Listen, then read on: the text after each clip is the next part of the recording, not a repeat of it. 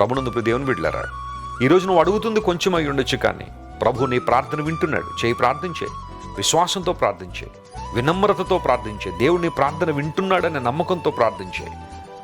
ఆయన నీకు ఊహించలేని మేళ్ళు, నీ ఊహలకు మించి అద్భుతాలు చేయడానికి శక్తిగల దేవుడు ఆయన. అందును బట్టి నీ జీవితంలో మేలు చేయడం ద్వారా తన నామమునకు యుగముల పర్యంతం మహిమను ఆపాదించుకుంటారు.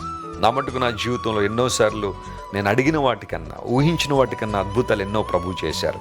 ఈ రోజున ఇద్దరితో ప్రారంభించబడిన పరిచర్య కొన్ని సంవత్సరాల క్రితం ఈరోజు అనేక మంది దీవెనకరంగానో ఆశీర్వాదకరంగానో ప్రపంచవ్యాప్తంగా విస్తరించి కోట్లాది మంది ప్రజలు ప్రపంచవ్యాప్తంగా దీవెన పొందుతున్నారు అంటే, వాక్య సందేశాల ద్వారా ఇన్స్పైర్ అవుతున్నారంటే, వాక్య సందేశాల ద్వారా బలపడుతున్నారంటే అది కేవలం దేవుని కృప తప్ప మరేంటి.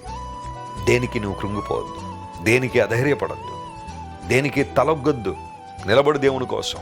ప్రభు నీ జీవితంలో నీ ఊహలకు మించిన మేళ్లు జరిగించి అద్భుతాలు జరిగిస్తారు.